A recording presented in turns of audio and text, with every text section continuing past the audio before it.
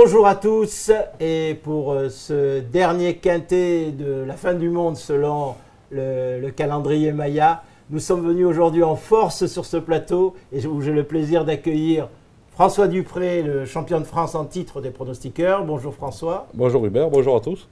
Et Mathieu Mortagne, qui est le spécialiste du trot dans le journal Bilto et qui a suivi de très près l'entraînement de tous les chevaux de ce quintet plus 5-5. Bonjour. Bonjour Hubert, bonjour François, bonjour à tous. Voilà, messieurs, sans plus attendre, je vous propose de passer au sommaire de cette émission quintet plus 5-5. Donc nous allons commencer par l'analyse de la course par François Dupré, la stat du jour qui nous a été fournie par nos amis du mensuel Stato, le bruit des pistes par Mathieu Mortagne. Ensuite, on reviendra au pronostic du champion de France avec son ticket tout fait au 5-5. Voilà. Donc, quintet plus ce vendredi à Vincennes, ce sera dans le prix d'Ambroise. 15 partantes, et oui, il n'y aura que des femelles au départ, 2700 mètres, un seul poteau, départ de la course à 13h50. François, est-ce que dans ce quintet 5-5, vous avez une surprise? Eh oui, tout à fait, vous avez compris Hubert. Bon, il faut savoir que vous l'avez dit tout à l'heure, certains ont prédit la fin du monde pour aujourd'hui. Alors nous, on n'est pas prédicateurs, on est tout simplement pronostiqueurs. On va se contenter de pronostiquer la victoire de Surprise du Lupin en ce 21 décembre. Alors vous allez me dire pourquoi? Eh bien, tout simplement parce qu'elle représente la forme de l'écurie Marmion. Il faut savoir que Jean-Paul Marmion, c'est vraiment son année. 133 victoires cette année. Anthony Barrier aussi. Anthony Barrier aussi qui suit, donc c'est vraiment une équipe de choc. Très belle année.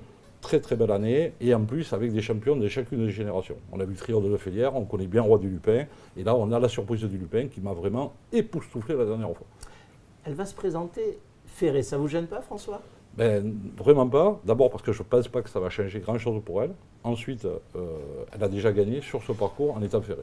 Donc franchement, tous les feux sont ouverts. Donc tout est OK pour cette surprise du Lupin qui portera le numéro 12. Et j'imagine que vous lui opposez directement celle qui vient de terminer deuxième de la course référence, du Quintet Plus référence remportée par Surprise du Lupin, le numéro 6, Star du Coglé. Tout à fait, c'était le prix pour Mona. Bon, ce jour-là, on a vu une très bonne Star du Coglé. Alors là encore, on va s'appuyer sur la forme de l'écurie d'évêque, qui est absolument exceptionnelle. On l'a vu encore. On l'a vu encore aujourd'hui à Cabourg, enfin hier. Mais ce que je veux vous dire aussi, c'est que Pierre Lévesque vient de disputer l'arrivée de 8 quintets consécutifs. Donc là, on a vraiment Mythique d'hiver signé Lévesque, on a le grand retour de Pierre Lévesque, et pour moi, c'est une base sur tous les tickets. Je me tourne vers Mathieu pour lui poser la question qui tue. Est-ce que Star du Coglé peut prendre sa revanche sur Surprise du Lupin ou pas? Alors nous avons contacté Pierre Lévesque qui nous a dit que sa jument était restée en parfaite forme depuis qu'elle a été seconde de Surprise du Lupin sur la petite piste. Il estime même qu'elle sera mieux sur ce parcours de la grande piste. Et justement, comme Surprise du Lupin ne sera pas déféré des postérieurs cette fois, il envisage pourquoi pas une revanche sur la pensionnaire de Jean-Paul Marmion. Donc revanche dans l'air, il n'est pas impossible que le 6 termine cette fois-ci devant la grandissime favorite, parce que le 12, je pense, Surprise du Lupin sera la grandissime favorite. Il y a très peu d'écart entre ces deux juments, donc c'est tout à fait possible. Très bien. Donc là, nous allons passer à la stat du jour qui nous a été communiquée par nos amis du mensuel Stato Turf Magazine. Elle concerne le numéro 15, Mururoa As. Concernant cette jument, on note 86% de réussite pour la jument de 6 ans portant le plus gros numéro et qui vient de disputer une épreuve dotée de 40 000 € ou plus. Et c'est le cas donc de cette jument. François, l'avez-vous retenu dans votre pronostic? Hubert, Mururoa, vous ne la connaissez pas comme moi, c'est une bombe. Oui, j'en étais sûr que vous la feriez celle-là. Je ne peux pas la rater.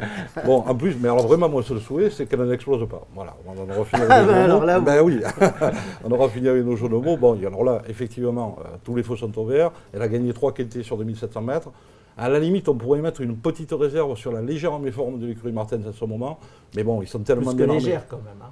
Oui, d'accord, mais bon, il y a un gros effectif. Je pense aussi bien qu'à Vincennes, à Cacan, ils vont commencer à passer leurs chevaux et ça risque de faire mal. Donc, de toute façon, sur les paires de la jument, vu l'engagement, et même si elle a fait sa rentrée, j'y crois. Ça ne vous dérange pas. Donc, ça fait partie de vos bases. Tout à fait. Très bien. Le numéro 3, Scarlett Turgot, je crois que vous l'avez retenu juste après. C'est la même ligne. Voilà, d'abord c'est la même ligne. Alors il faut rajouter que cette fois elle sera déférée des postérieurs alors qu'elle était ferrée dans la course de référence. Et en plus c'est une jument très athlétique. et qui sera très stationnaire sur la grande piste. Donc à la limite, elle peut terminer beaucoup plus près que la dernière fois. D'accord. Et les petits problèmes de santé qu'elle a eus, est-ce qu'elle est en retard de gain ou... On ne va pas dire en retard de gain, mais je pense quand même qu'elle a encore un peu de marge dans cette catégorie. Bien. Donc maintenant, je me tourne vers Mathieu, qui est notre Robin des box, pour le bruit des pistes. Rien que ça. Qui concerne, je crois, le numéro 7. Sometime, c'est votre découverte. Alors, Sometime, justement, c'est une jument qui était très en vue l'autre jour dans le quintet de référence, le prix Pomona. Elle a eu un parcours de rêve derrière les animateurs. Et la jument, pour finir, n'a pas véritablement giclé, comme on dit. Elle ne s'est pas vraiment livrée. Donc, son entraîneur, Michael Ruot, va la munir d'œillères descendantes cette fois pour la motiver dans la phase finale.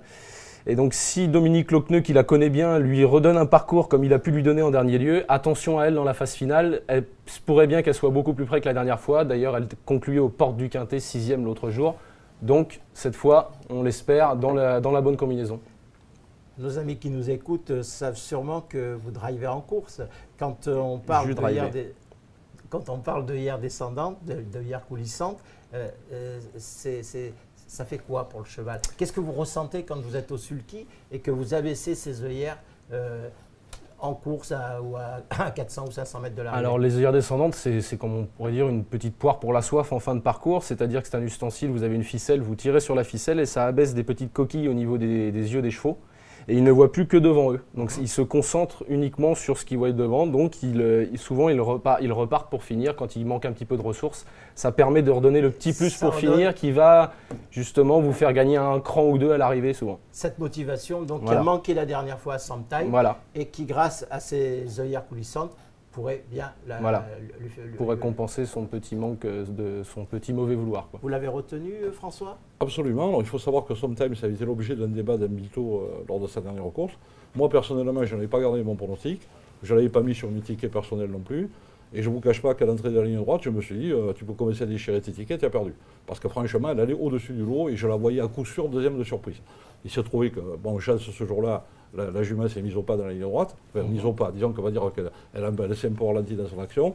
Par rapport à l'information que vient de donner Mathieu, je la place en 5e position avec une certaine confiance. Très bien. Pour compléter votre pronostic, vous avez placé le 9, Sylvie de Bétan, le 13, Cora de Bourgogne et le 8, Suzuka. Un mot sur ces 3 chevaux? Bon, alors là, Sylvie de Bétan, elle est en rupture d'autre montée. Elle vient de prouver son aptitude à Vincennes. C'est une jument dure. Je pense qu'elle n'a pas trop de marge parce qu'elle peut manquer d'un peu de vitesse, mais par contre, elle ne lâchera pas le morceau. Cora de Bourgogne, 8 ans, 5 courses à Vincennes, c'est pas gênant? C'est pas vraiment gênant. Bon, il faut savoir quand même que là, on a fait appel à Jean-Michel Bazir, donc il va en tirer la quintessence. Et Suzuka, vous ne l'avez peut-être pas mis un peu loin par rapport à la ligne? Alors Suzuka, on est par rapport à ça. Moi, Suzuka, c'est une petite jument. Je n'y croyais pas trop la dernière fois. Bon, c'est vrai qu'elle m'a surpris. Elle a gardé la 3e place. Elle est sur une course heureuse.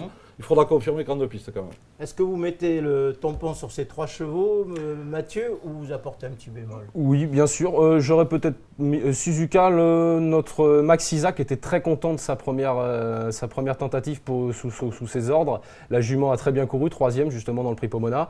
Depuis, elle a très bien retravaillé, donc attention, elle est confirmée sur la grande piste. Lui, il se voit une chance pour être dans le quintet.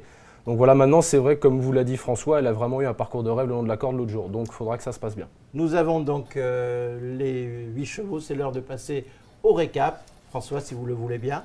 Alors voilà mon pronostic de 8 chevaux. 12, Surprise du Lupin. 6, Star du Coglé. 15, Mururo As. 3, Scarlett Turgot. 7, Sometime. 9, Sylvie de Bétan. 13, Cora de Bourgogne. Et 8, Suzuka. Voilà. Et votre stratégie de jeu, je crois que c'est un champ réduit de 4 chevaux. Le 12, le 6, le 15 et le 3 que vous associez à... Alors donc au 7, au 9, au 13 et au 8. Et on va rajouter pour faire 5 € de mise, le 11 qui est un peu mon regret. Voilà. Je crois que tout a été dit ou presque. Merci messieurs de m'avoir accompagné. Merci de nous avoir écoutés. Bon jeu à tous sur le turf.fr. À demain. Merci, au revoir. Merci, au revoir.